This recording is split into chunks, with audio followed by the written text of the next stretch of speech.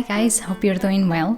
So, a lot of you wanted to know how I make my wizard frog and pigeon ring holders, so I'm finally sharing the process with you. First of all, I started by making 2 clay prototypes of the figures I wanted to make. Since I will be making more, I had to find a way to make them all look similar without spending too much time. I thought the best way would be to make molds that I could fill with polymer clay, since resins are too tricky and kinda dangerous to work with. I decided to try a cheap RTV silicone, which means it cures at room temperature, and this was my first time making molds and using silicone, so they aren't perfect, but in my case they are great for what I needed. I don't have a full tutorial on how I made the molds, but I followed a couple of videos which I'll link in the description. They have a few imperfections since I've cut the 2 parts by hand instead of making the 2 parts in separate like a decent professional, but it's enough for what I need at the moment. I also made a mold of the wizard pigeon.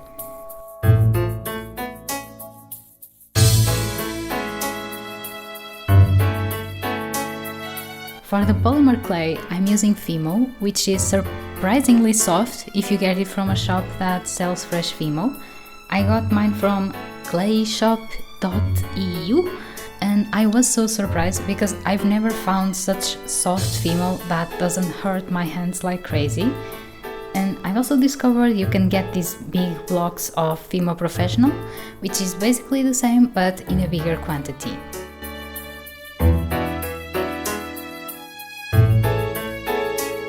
So let's get started!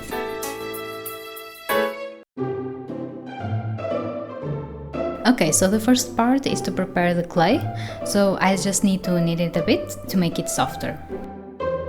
Since this Fimo was already so soft, this was so easy and my hands almost didn't get sore. Also, as I've mentioned on other videos, you don't need to use gloves with Fimo, but my hands get really dry after using it, so these gloves are a lifesaver for me. I've also made some shapes with tin foil to use inside the figures, so they don't get as heavy as if they were completely filled with clay.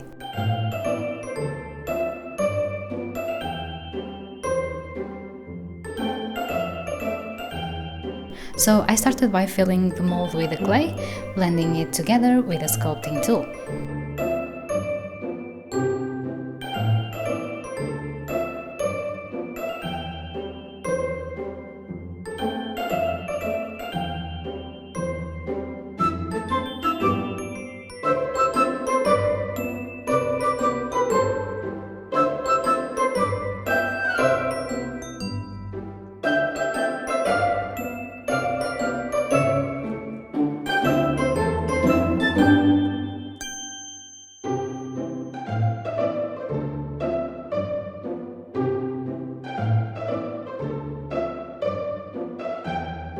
I placed the tin piece in the middle and covered it with more clay, and just keep adding clay to the body as well as the tin filling.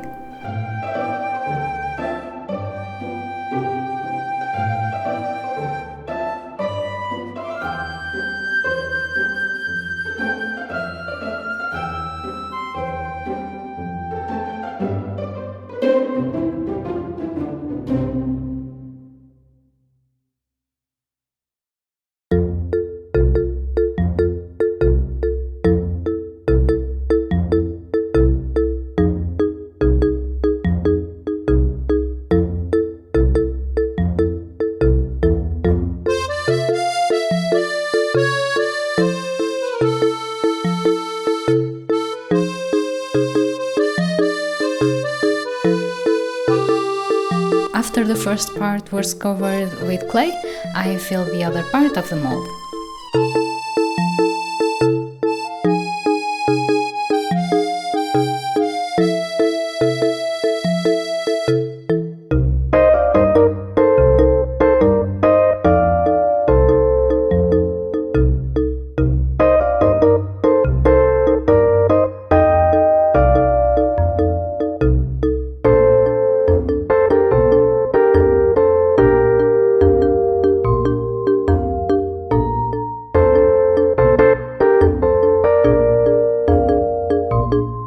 after each part had enough clay, I joined both parts, making sure they were nicely aligned, and pressed them firmly. And I need to make sure everything blends together completely.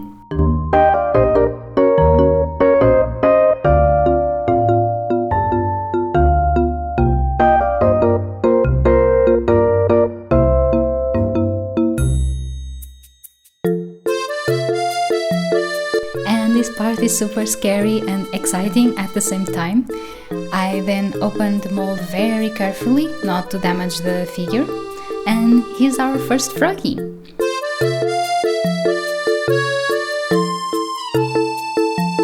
With another sculpting tool, I fixed some details on the legs.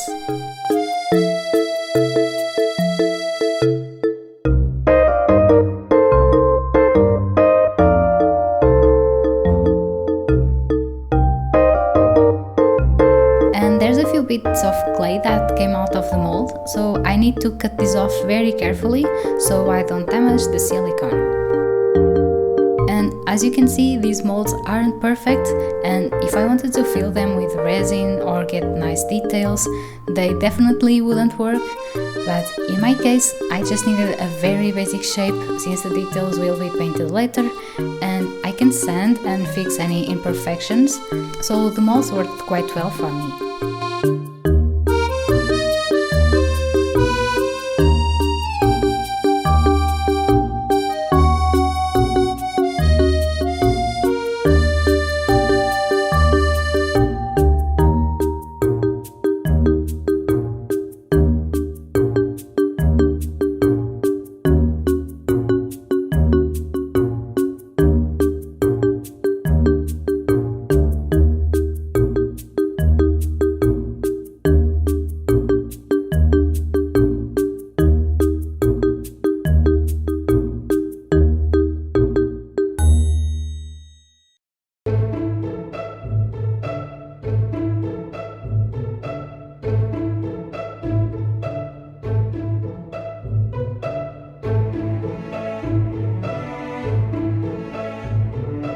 After doing a bunch of touch-ups, the ring holders are ready for baking.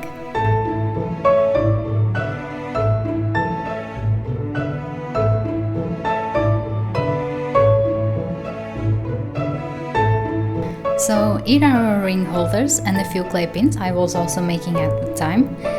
And this time I had a not so pleasant surprise. As I checked the ring holders, they all looked weird, as if they were swollen on the side.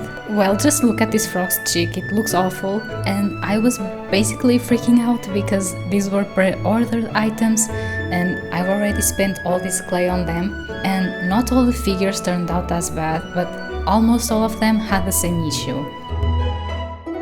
And I wasn't really sure of what happened because I've been using polymer clay for years and I've never seen anything like this, but it seemed like an air bubble got trapped inside somehow. So after a lot of panic, I finally got the courage to try and fix this. So I carefully used the craft knife to cut off the clay on the side of the bubble, and let me show you what happened. You see this huge hole here? I guess that since I'm using the 2 parts mold, when I press the 2 sides, there must have been some areas that didn't join completely and got some air in between them. And then when I baked the pieces, the air expanded and pushed the clay outwards, making it look like a bubble. I still don't have a solution for this issue, but I guess next time I'll try to be more careful when joining the 2 parts of the mold. So after finding the hole, I just filled it with clay to prevent the same from happening again and fixed that side.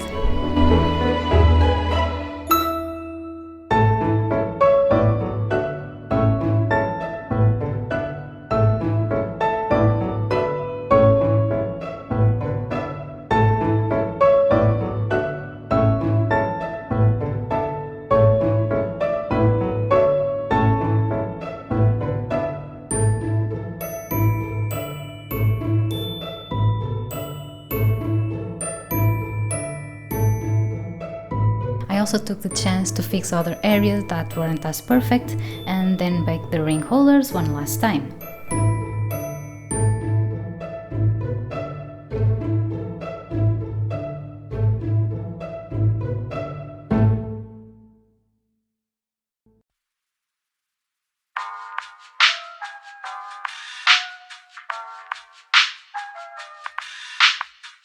After fixing the air bubbles and baking the ring holders again, they finally turned out perfect.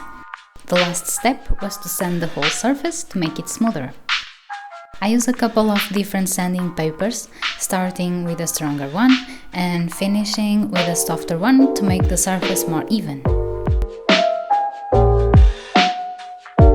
Oh, and I always like to remind you to use a mask on this step, because there's a lot of dust from sanding and you don't want to breathe that.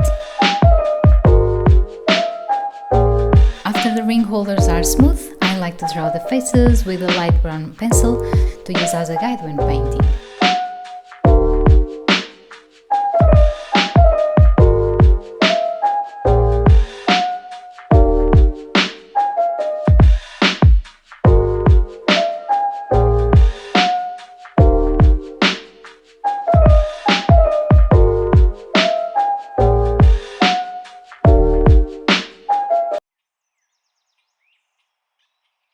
And painting is definitely my favorite part. I use matte acrylic paints and I mix enough ink to paint all the ring holders at once, so it's a lot faster.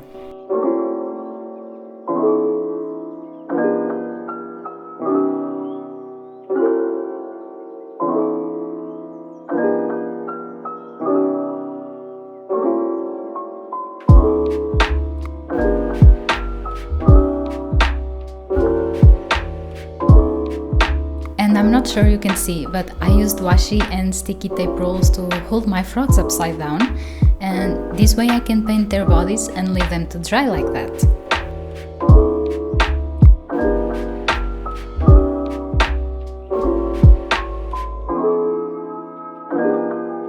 After the paint has dried, I paint the faces and little details.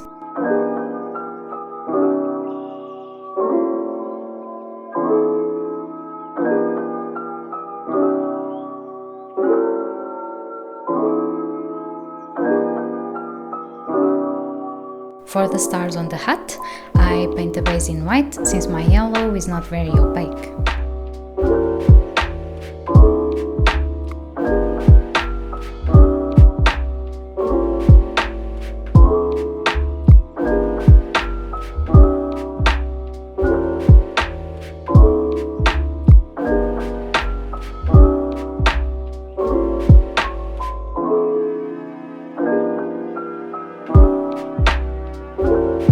And finally, I paint over the stars with yellow.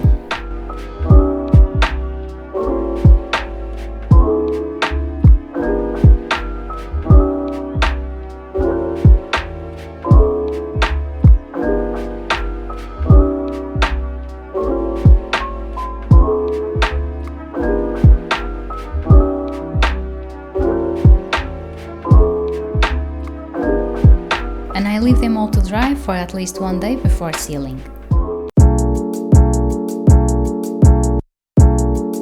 For sealing, I use this semi-gloss varnish by Fimo, and I really like it because it's super thin and doesn't leave a lot of brush strokes.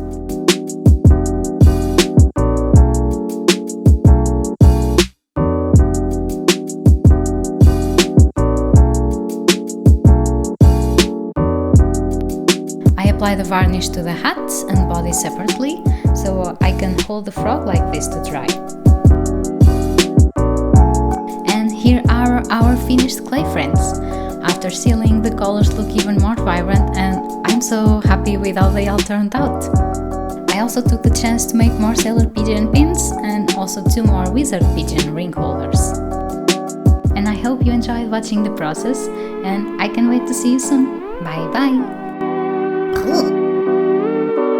And before we go, guys, today we're unboxing an order from Gemlington, and she's one of my favorite illustrators because her art reminds me of those old children books, and she draws cats, and I love cats, so it's perfect. And the envelope has this super cute stamp on it. I'm cutting it because I want to save the sticker and the envelope for journaling.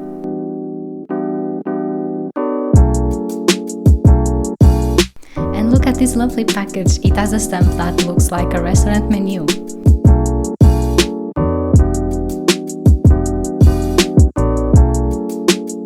and she wrote a really nice note. I love this paper that kinda looks like a train ticket or something like that.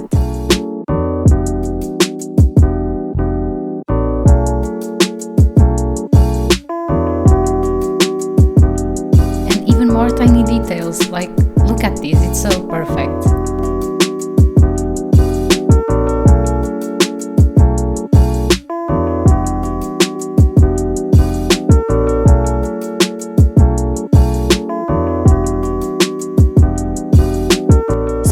These super cute washi tape samples. They feature lots of kitties, bread and cake. And she also included a few freebie stickers and they're just so cute. I also got a few sticker sheets, and this one features lots of fun cats with different expressions. It's really fun. And this one has a lot of tail ring accessories. And I finally got a lot of cute kitty angels. And everything is so lovely, and I just can't wait to use the stickers. Thank you so much, Jem. And to all of you, thank you so much again for watching, and I can't wait to see you soon. Bye bye!